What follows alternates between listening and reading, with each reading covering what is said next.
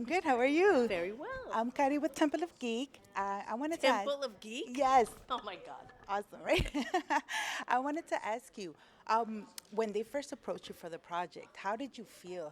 What were your thoughts when they finally came? Oh, we want to do the show with you guys. Well, we pitched it, so we were really happy that it finally happened. One of the main reasons, as you know, is because the fans really wanted it, and we felt that it was something that we could do, and we would love to do, and we would love to explore the dynamic between these two characters and the love between these two characters. And the idea of them having a child and how that impacts the relationship. And so those things were a lot of fun for us. Was the show something that you already knew that you wanted to do once you exited NCIS, or did this come afterwards? No, it wasn't.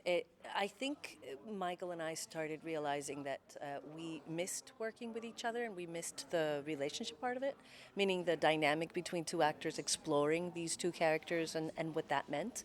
We enjoyed working together so much that we wanted to, at some point, recreate that, bring it back within that dynamic, within those two characters. So, yes, that's, I think, the big thing that pushed it forward. So the chemistry was there from day one when you guys came back to filming. Day one. It's 20 years of chemistry. Yeah, amazing. Thank you so much for your time. Of course. My name is Kari. I'm Is Temple this of you? Geek. No, that's right there. Oh, Temple of Geek, I know you guys. There you go. I'm Kari with Temple of Geek, and I wanted to start off. Cote was talking about how you both together went and pitched the show for Tony and Ziva. So how did you guys kind of come together and say, you know what, we should do this? How did that all come about? Yeah, it's interesting.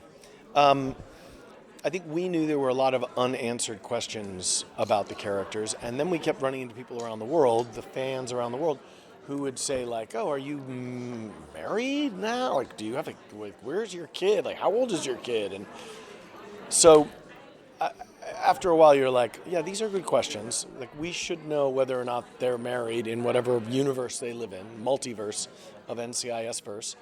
So we started talking, like, what do you think Ziva's dealing with? What do you think Tony's dealing with? Has Tony stepped away from being second banana and in Gibbs' shadow, and has he stepped into a place of ownership and more?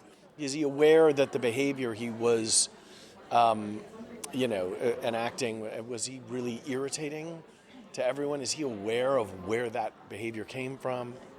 You guys know what I'm talking about. We still love you, though. The show right now is a very different tone than the regular NCIS. This is more action-packed, kind of spy thriller.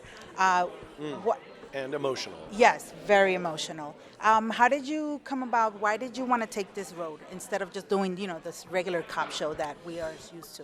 Right. So it was fun because when we started talking about how the emotional exploration was really what we wanted to investigate rather than dead bodies and crime scenes and everything. So our investigative skills were put to work sort of on our love and on our on each other, and I think that has been really a beautiful arc for this whole season, and the action is propelling you through a lot of these really dynamic emotional beats that, when you watch an old episode of NCIS that has a Tony Ziva thread in it, you get all this stuff that we're doing. It's just only about 2 minutes of it, 3 minutes in the whole hour.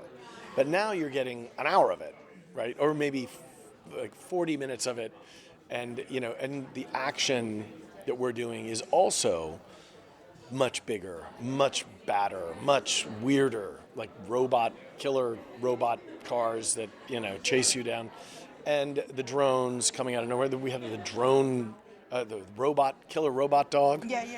And I have to say, I was very happy with an ad-lib that I had that got in there today. Tony goes, killer robot dog. I mean, come on. Because he was the one who was like, they're sending these murder cars after us, killer murder cars. So I think he's always aware that he's in a movie. he's like, what kind of movie am I in? And that's kind of fun for me to play with. But I think he's a much more integrated human now.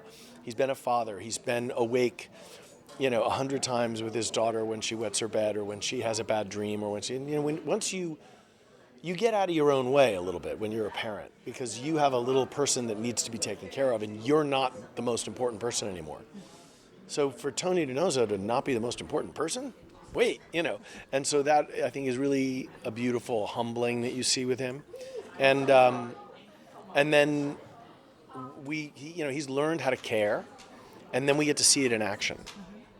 So how does Tony get to balance that, the fact that he's not just about himself anymore, on top of, having these feelings for Ziva and having to now this new love with his daughter? How does he balance? With him not being the person now that it's just for himself. That it's just about him. Yeah. I think that's part of the journey for him and his. He grew up really with no parents. His mother died when he was 8 years old, and she took him to the movies. So everything he knew about life, he learned at the movies or on television or the internet. And but he had no woman in his life because she died. And then, and his father was sort of an absentee guy. But then Tony becomes a father himself, but the mother dies, just like in his childhood. So there's so many echoes. So for me, Tony is learning to balance all these roles in a really kind of in a mature way, and I'm rooting for him all the time to become as elevated and modern, thoroughly modern as he can be, while still being fun. Always. And last question. I'm pretty sure you get this all the time. Do you think we will see Gibbs appear at any time? I know. It's my favorite idea is that, Gibbs, like Tony's walking down the street with Tolly, and then she just, he gets slapped on the back of the head by a random stranger walking by, and he goes, "Thank you, boss." And then Tolly goes, "Why did that man just hit you, Daddy?" And he's like, "We used to work together." And it doesn't even have to be Mark. It could just be some guy who just slaps him on the back of the head. But I would love to see Mark Harmon, one of the most important people in my professional life, for sure. I'd love to see Paulie Perrette. I'd love to see Sean Murray. Sean Murray, come on, we got to get the pro-balicious out there. Of course we do. We got to get McGee and Brian Dietzen. Like I was saying to someone, oh, Jimmy, why is there a dead body in the trunk of your car? I just feel like there's so many. Deeks and Kenzie, why can't they pop up with... I think there's so many. I'd love to see Bakula. No, I think McGee would be also another perfect. That's basically your best friends. Yeah, but we could also, you can go around the universe into these other shows, and you can, the great thing about what Paramount Plus has given us is this, database where we can go and you can be like, "What? Who were Tony and Ziva? What did they look like back then?" It's like, "Oh, come with me." There are hundreds of episodes of when you can see what they looked like, and we don't have to use CGI or AI or makeup. It's actually what we looked like because it was us. Yes. Yeah.